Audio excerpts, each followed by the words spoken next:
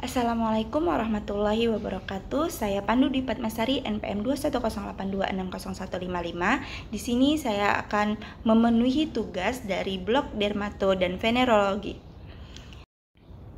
Baik, saya akan mengangkat judul yaitu pedikulosis capitis, di mana pedikulosis capitis ini merupakan investasi kulit dan rambut kepala yang disebabkan oleh kutu kulit ataupun kepala.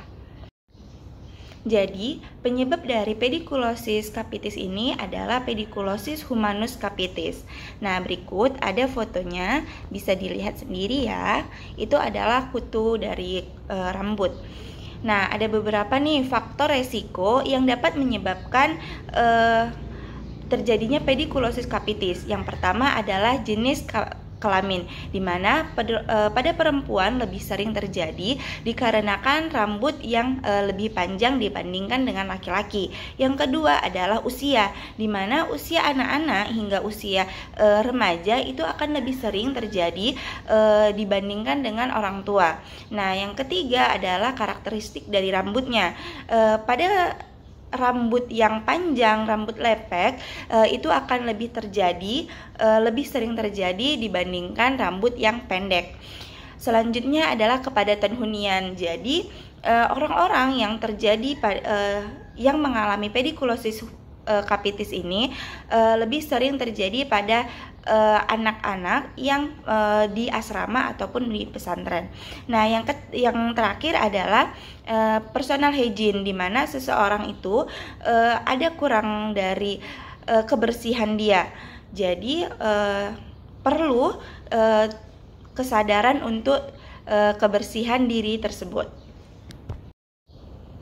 Baik, selanjutnya yaitu patogenesis dari pedikulosis capitis. Jadi, tempat yang paling disukai oleh pedikulosis humanus capitis ini adalah bagian belakang kepala, terutama tengkuk dan belakang telinga. Jadi, telur diletakkan pada rambut dan tampak bintik-bintik berwarna putih yang melekat pada rambut. Nah, tampak bintik-bintik berwarna putih yang melekat pada rambut pada waktu menghisap darah. Pedikulosis humanus capitis ini mengeluarkan sekret yang akan menimbulkan iritasi jaringan sehingga timbul papul berwarna merah yang pada kulit kepala disertai rasa gatal yang hebat.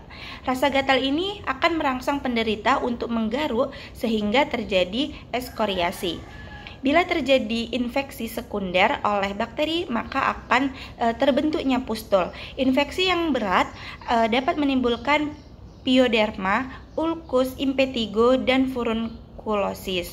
Akibatnya, rambut akan menjadi kusam, lengket, dan mudah rontok.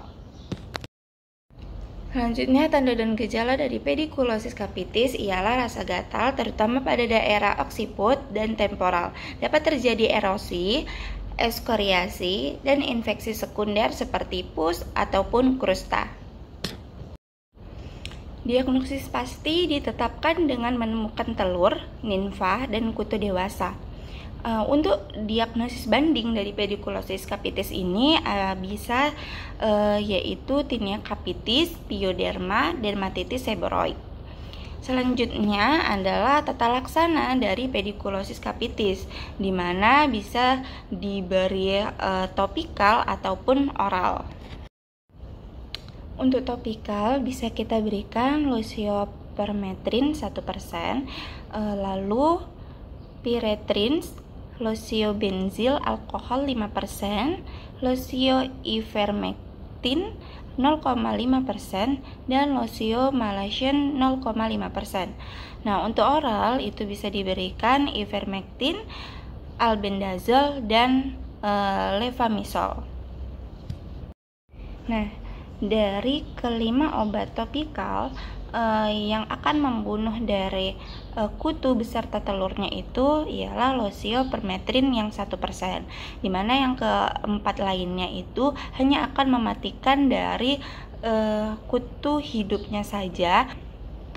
Baik, berikut saya lampirkan dari referensi yang saya gunakan untuk membuat mind map ini.